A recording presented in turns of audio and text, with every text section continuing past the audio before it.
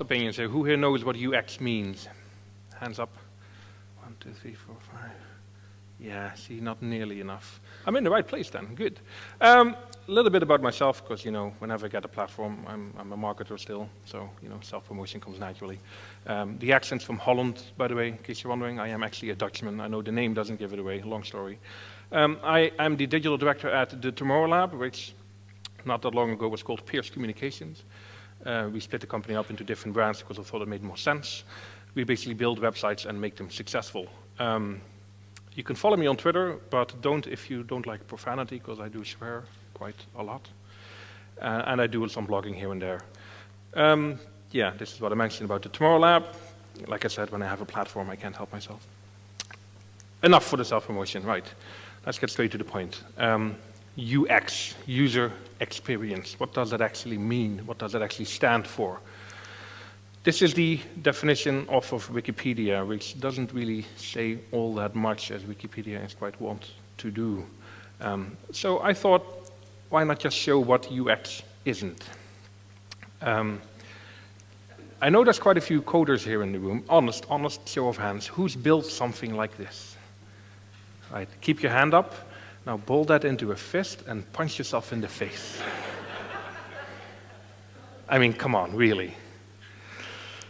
Anybody who's ever parked at St. Anne's Square here in Belfast will recognize a lift system very similar to this. Every time I park there, and I park there quite a lot because it's handy for us to get to, it's close to the Cathedral Quarter, lots of lovely places, coffee shops, pubs, obviously. But I spend like 30 seconds every time I get into that lift trying to find the bloody button I'm supposed to be pressing. This doesn't make any sense. One of my favorites here, found this one on the internet. Try getting out of that one, trapped on a parking lot for the rest of your life. Yeah, this doesn't make sense either, does it? Do you push, do you pull, what do you do? It's conflicting signals there. Someone hasn't really thought about that very much. Yeah. Anybody who's ever used Windows will recognize these. I mean, really? The one on the bottom right is interesting. The operation completed successfully with an error icon. I mean, again, mixed signals. That just does not compute in any way. And I'm saying this as quite a fan of Microsoft and Windows in general. The error messages are stupendously idiotic. Is the Microsoft guy still here? Come on, let's bash him. No. When it comes to technology, the technology that we build, we tend to forget that we're not just building something that has an if-then-else statement in it to solve a specific problem. We're building something that is intended to be used by actual people, not geeks, no, people out there in the wide world who don't know what an if-then-else statement is. And we can design these technologies in such a way that we get a specific type of response from these people.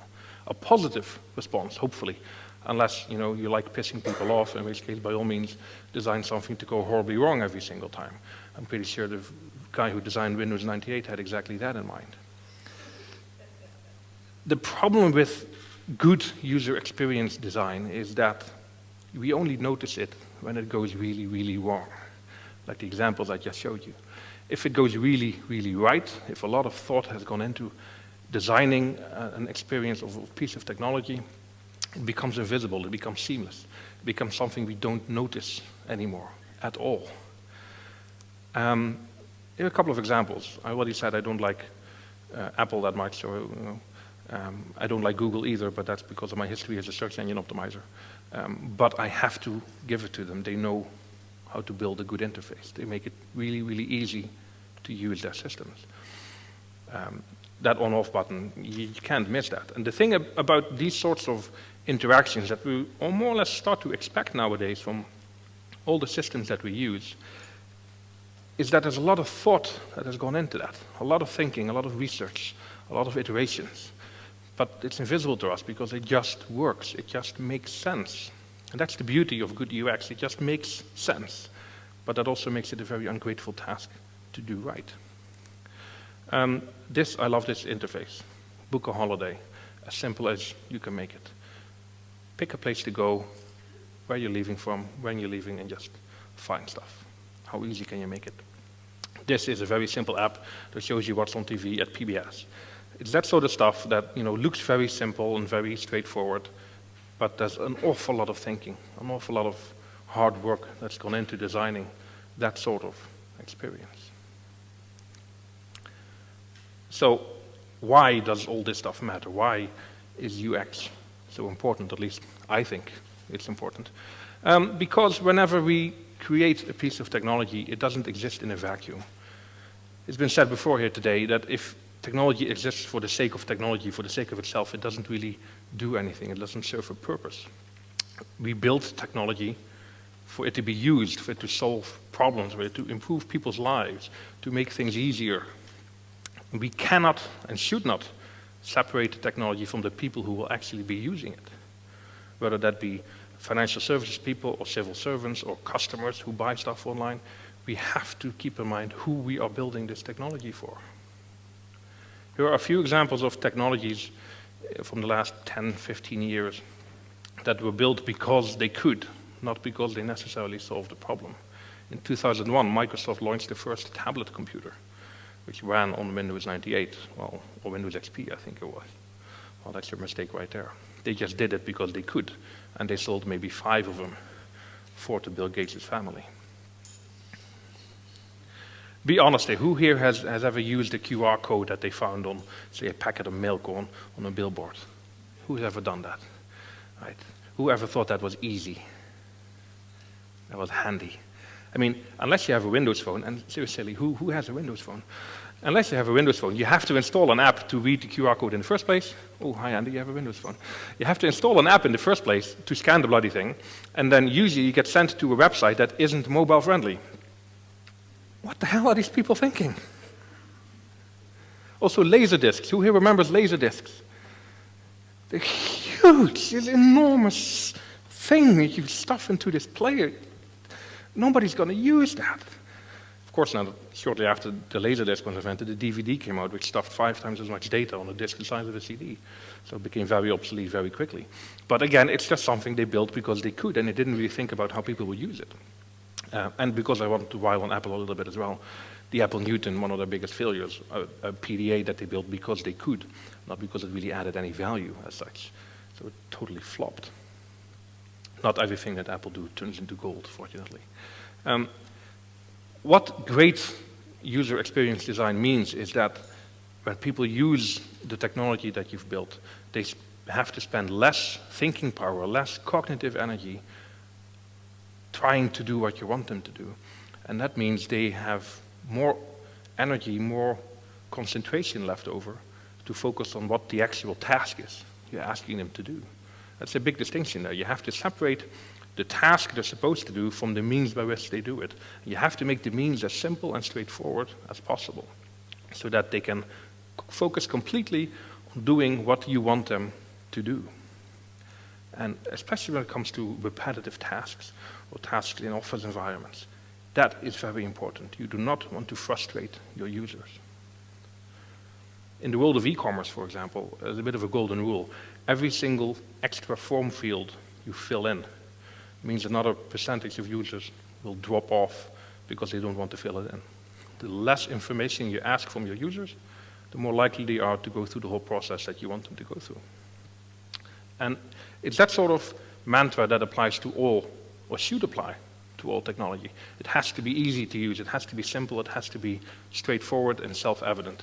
It has to be pleasant. Technology has to be pleasant to use. Because if it's pleasant, if it's fun to use, people will use it more. And they come back more often, and they tell other people about it. And that only has advantages for everybody involved. The value of usability is sometimes very hard to quantify because, like I said, we only notice it when it goes horribly wrong. But it makes technology easier to use. And if it's easy to use, it's used more often. And if it's used more often, it adds more value to everyone. Not just you as the builder of the technology, but also to the users who, you should be designing for in the first place.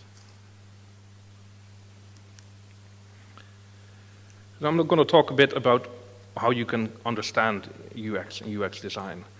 I hope everybody's convinced of its importance by now. If not, come talk to me afterwards. We'll have a very intimate discussion. One of the first things that people tend to confuse is user experience is the same as the user interface. And that is quite a classical error, because the interface is important, but it's just one aspect of the whole user experience. Take, for example, an app that you built for an iPad. The app itself has an interface that should be easy to use and straightforward, but the act of using it involves an actual hardware device. It involves tapping and swiping, and it involves a use case, an environment which the user is sitting in. If, for example, you are creating an app for someone to use on a construction site, you can't use sound very well because it will be noisy. So you have to find a way to make things that you want the app to do not use sound in any way, other types of feedback. So user experience encompasses all aspects of your technology being used. The device it's being used on, the interface, every single step of the process you're trying to take the users through, everything. So it's not just the user interface. UI design is not the same as UX design. UX design can be very complicated. I'm not going to take you through all of these because it hurts my brain looking at those, never mind your brains. But it can be very simple. It basically evolves. You have to evolve a process in your organization. I'll talk about that a little bit more. You have to evolve a process where you put the users for which you are building the system at the center of everything that you do. Now, in a classic technology project, if I can call it that, you take requirements at the start and then you start building. And if you're lucky, you might get some users to test it at some stage down the line when you say 90% done or 80% done.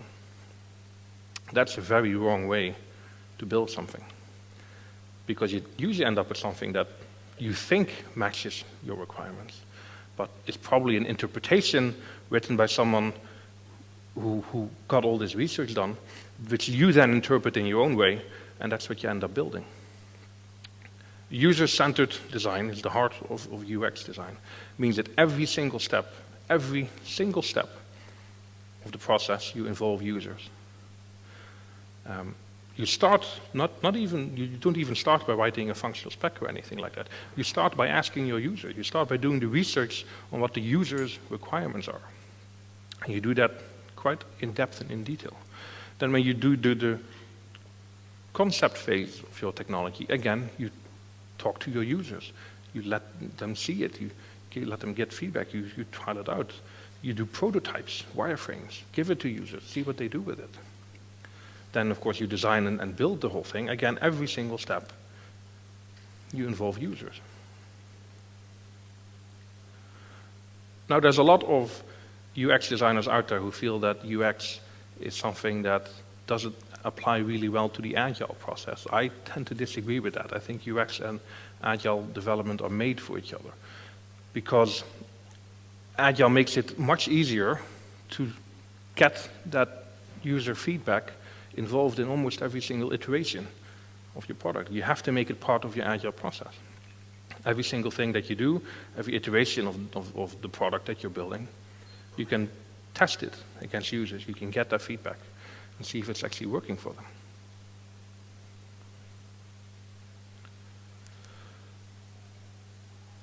And this is the hardest bit, how you can get UX design embedded in an organization.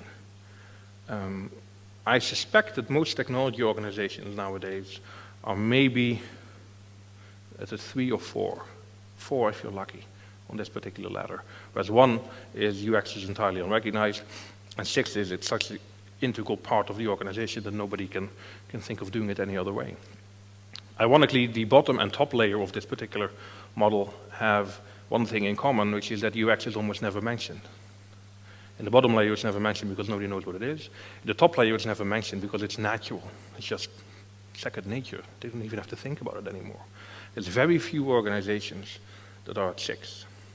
Apple, Google are the obvious examples of, and Facebook actually to an extent as well, the obvious examples of companies that don't even talk about UX anymore because it's the very core of their business. They make products for people to use. But the stages you have to go through as a technology company. And because UX is such a new field, with seen as a bit fuzzy compared to the hard technology side, where you solve problems, you write code, either it works or it doesn't work. And if it does work, you have no idea why, but you'll take the credit. If it doesn't work, you blame the next programmer. But with UX, it's fuzzier. It's you get icky people involved. You get feedback from users that's not clearly black or white, yes or no.